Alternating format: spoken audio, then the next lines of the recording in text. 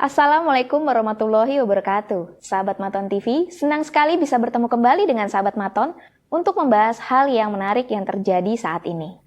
Sahabat Maton, sebagai bangsa Indonesia, tentunya kita sudah mengetahui bahwa orang-orang Indonesia sangatlah dermawan.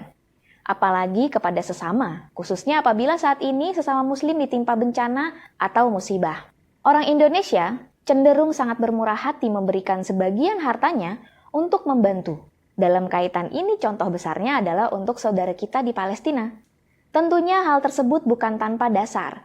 Sebagai bangsa yang mayoritas muslim, dalam agama Islam membantu sesama adalah kewajiban, dan jika dikerjakan akan mendapatkan pahala serta keberkahan luar biasa dalam kehidupan kita. Dari sisi moral juga umat muslim di Indonesia cenderung memiliki kepekaan yang tinggi dalam merasakan penderitaan saudara di Palestina. Pemerintah Indonesia juga saat ini telah banyak memiliki track record dalam menyalurkan donasi bantuan kepada Palestina dalam bentuk bantuan makanan, obat-obatan, rumah sakit, dan lainnya. Namun, apa yang akan terjadi jika suatu donasi disalahgunakan untuk pendanaan terorisme? Misal, untuk pembelian senjata atau alutsista. Kira-kira apa implikasinya terhadap negara kita? Meskipun secara legal Indonesia tidak melakukan donasi untuk pembelian hal tersebut. Atau dalam artian pemerintah kita kecolongan membiarkan oknum melakukan pembiayaan yang tidak legal. Nah, donasi yang bisa disalahgunakan bukan tanpa dasar atau sekedar omongan belaka. Mengutip dari artikel Antara News, Sekretaris Utama BNPT Bapak Bambang Surono menjelaskan bahwa masyarakat Indonesia harus berhati-hati dengan adanya open donasi yang berkata untuk membantu rakyat Palestina, namun ternyata itu tipuan atau dibelokkan dan digunakan untuk pendanaan menyebar ketakutan, kekerasan, pembunuhan, atau yang disebut teror.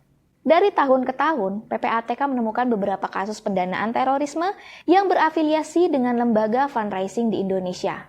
Kita, sebagai masyarakat yang turut memberikan donasi, tentunya dengan niat yang baik agar dapat sedikit membantu meringankan kesulitan saudara-saudara Palestina dan kurang mengetahui tepatnya dana kita tersebut kenyataannya disalurkan kemana. Nah, sumbangan tersebut jika disalahgunakan oknum dan sebagai pemerintah kecolongan, apa implikasinya bagi negara?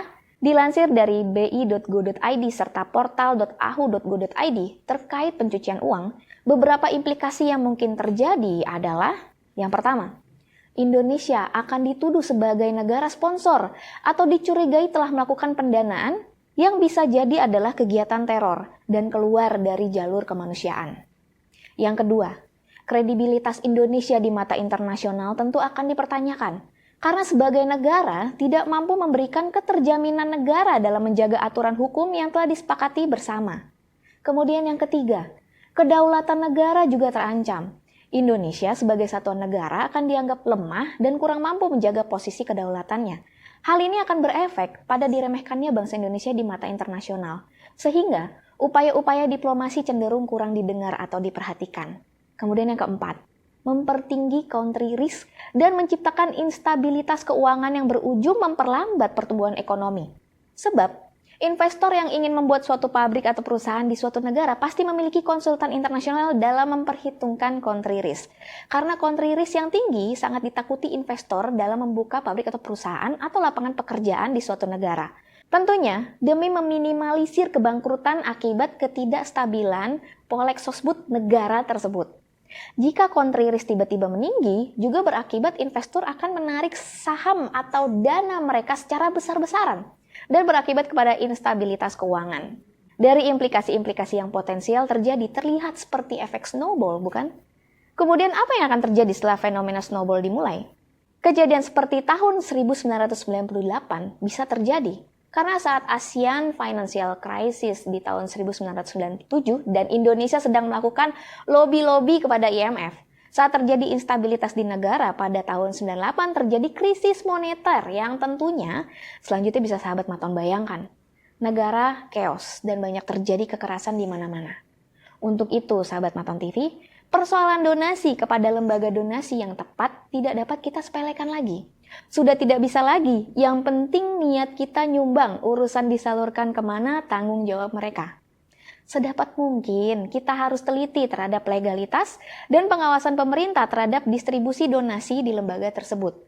Jangan sampai niat baik kita disalahgunakan dan malah memberikan mudorot bagi banyak orang. Jangan-jangan rezeki kita yang seharusnya digunakan untuk kebaikan, malah digunakan untuk membunuh orang yang tidak bersalah. Waspada terus, jaga keluarga kita dari intoleransi, dan tanamkan semangat kebangsaan pada orang-orang terdekat kita. Demikian sahabat Maton TV pada pertemuan kali ini. Semoga sahabat sehat selalu dan semoga ulasan yang kami berikan bisa menjadi informasi yang bermanfaat. Wassalamualaikum warahmatullahi wabarakatuh.